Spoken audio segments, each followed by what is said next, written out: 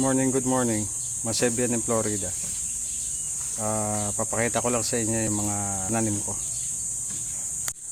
Mga Masebian, ito yung aking balasenas.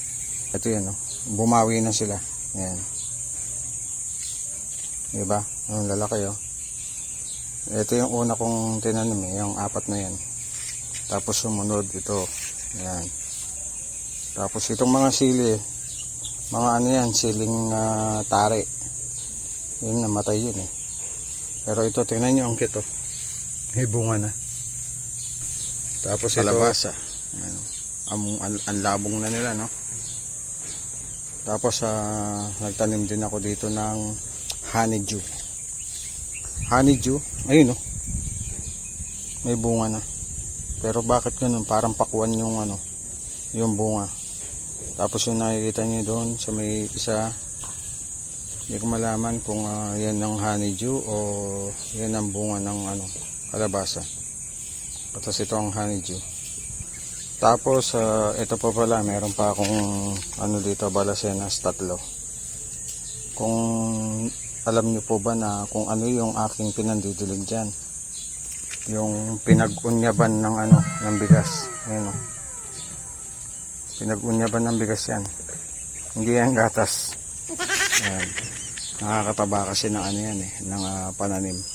Kapag nagsaing kayo, yung pinaghugasan ng inyong bigas, huwag nyo itatapon. Lagay nyo sa isang lalagyan, sa palanggana, sa timba, kung ano man yung lalagyan nyo.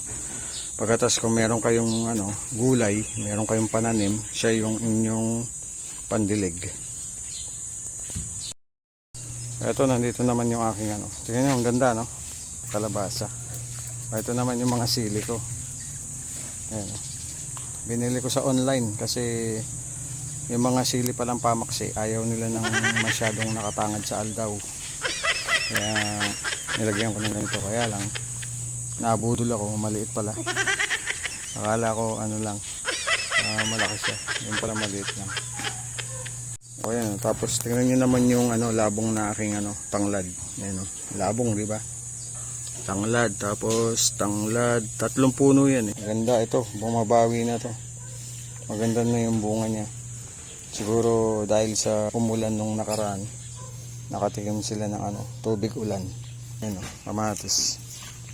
Diba? Ang ganda, no? Ang taba nila pagka nakalagay sa paso. Ayan.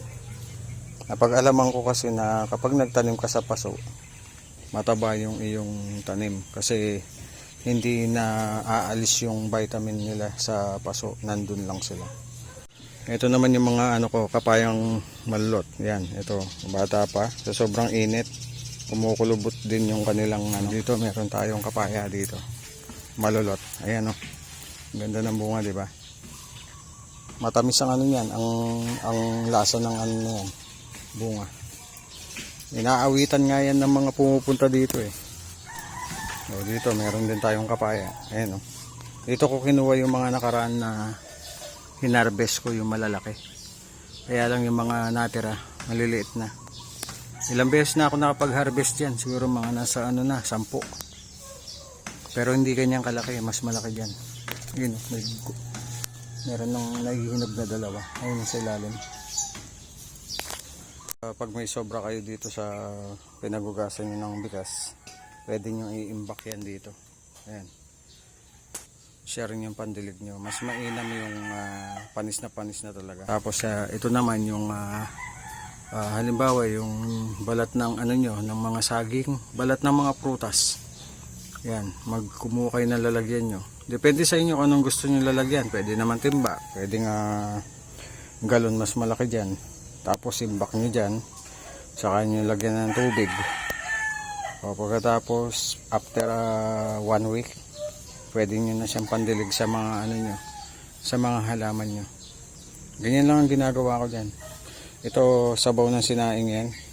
Ang sobra kong sabaw ng sinaing, siya yung ilalagay ko dito. O ngayon, papunta naman tayo ngayon sa alaga ko.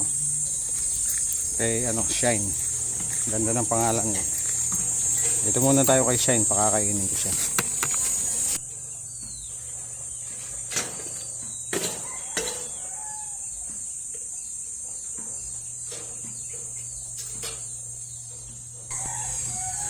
disclaimer lang po, kaya ako kinulong si Shine kasi po naghahakot po siya ng ng sinelas dito sa mga bahay-bahay dito, lalo na sa apartment, kaya ako siya kinulong.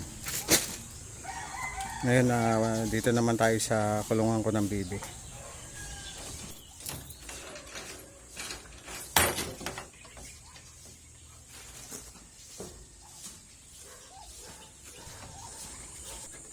O yan mga masebyan, yan ang aking mga alaga.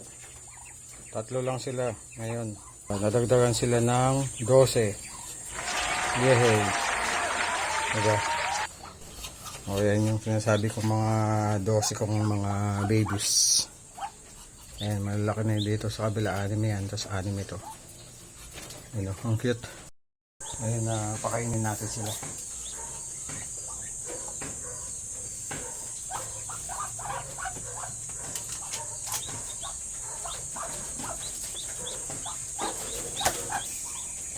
Yung pala pinapakain ko sa kanila Integra 1 pang sisiw.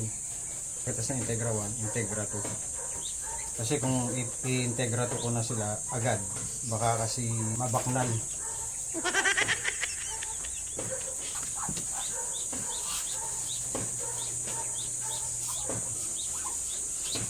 Dito sa maliliit, konti lang ang nilalagay ko, yung saktong mabusog lang sila. Sumubra yung kabsi nila, tapos yung iba nahirapan lumunok, nababaknal kasi yung dalawa. Yung dalawang yellow, inumin, meron pa namang inumin, mamaya ako na lang dadagdagan mga after 2 hours. Ayan, nakita nyo ba yung mga bitik tsaka bibi? Ayan yung sinasabi kong brown, bitik yan. Tapos yung dalawang malaki na may puti sa leeg, at saka isang maliit na yun, ayun. Basta yung may puti sa leeg na itim at may puti sa leeg, mga bitik yan. Saka yung brown, dalawang tagpi, yan ang bibi. Pero magkakapatid lahat ng mga yan. Dito pakita ko rin sa inyo, meron din. Ayan, nakita nyo ilan yung kulay brown na yan? 3. Yung mga may puti sa leeg, 3 sila. Ayan, mga bitik din yung mga yan, 3 na yan. Bibi yung mga yan. Lakas ng lahi nung bitik ko, no. Itong malalaki na to, kaya na nila yung sarili nila, kaya dinadamihan ko yung binibigay sa kanila.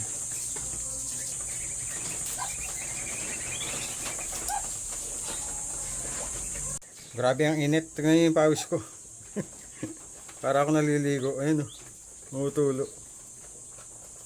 Ito po pala, ayan, meron pang itlog dyan. Ayan, hindi pa napipisa. Binilang ko yan, nasa 15 pieces. Yun, ang nanay. Babies ko, ang nanay nila, ayan, yung maliit na yan.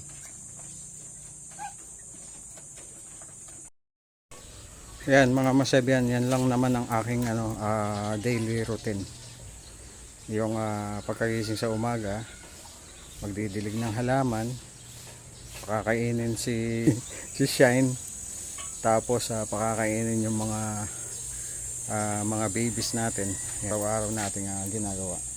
Kasi kung wala naman tayong schedule para mag-serve sa simbahan, dito lang yan sa tapos dito sa kapaligiran nagwawalis. Yan, dito sa ilalim ng mangga. Pagkatapos lahat ng mga trabaho, meron tayong duyan dito. Dito kami nagtatambay. Ayan. Ayan. Marami pang pinagwalisan kahapon. Isasakay ko sa kartilya, tapos tatapon ko dun sa basurahan para sunugin ko na habang maaga pa. Yun lang. Kung nagustuhan niyo po itong video ko, kung pwede po paki-follow, react, and message, comments. Pasensya na. Tapos share kung gusto niyo lang naman po, na kung nagustuhan niyo yung video ko, pwede niyo pong i-share. Yan po, at paki-follow na rin po ng aking page. Meron po akong page, ang pangalan niya Masebyan din po siya, kaya lang Masebyan lang. Yan, tapos maraming salamat po sa inyo sa walang sawa niyong panonood sa aking mga vlogs. Ingat po palagi at God bless us all. Thank you for watching.